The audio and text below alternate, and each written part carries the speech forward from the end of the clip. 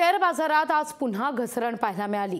Sensex 300 अंकांनी गडगडला तर निफ्टीतही 102 अंकांची घसरण झाली आहे। देशातील 5 राज्यांच्या निवडणुकीनंतर 3 राज्यात स्थिर सरकार आलं।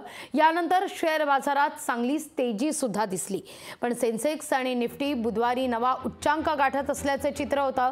पण स्मॉल कॅप आणि मिड कॅप शेअरची विक्री झाल्यामुळे शेअर बाजारात घसरण झालेली आहे। या सगळ्याचा आढावा घेतलाय आमचे प्रतिनिधी स्वप्नील जाधव यांनी।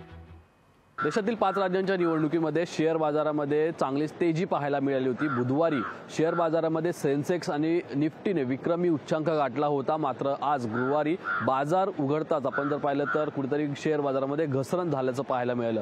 काल म्हणजेच बुधवारी एकूण सेन्सेक्समध्ये 71,800 पॉईंटनी वाढ झाली होती, तो आज कुठेतरी 1000 अंकांनी घसरलेला आहे। मग 300 अंकांची घसरण या ठिकाणी झालेली आहे। तर निफ्टीमध्ये सुद्धा 103 अंकांनी घसरण झालेली आहे।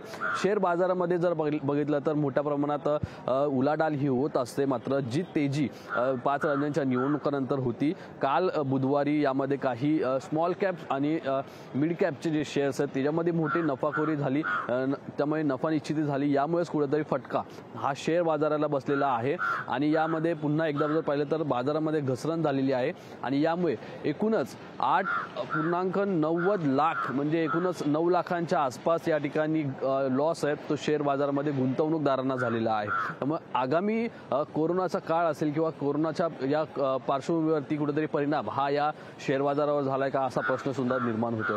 व्हिडिओ जर्नलिस्ट राजेश मनियासह स्वप्नील जाधव, लोकशाही मराठी।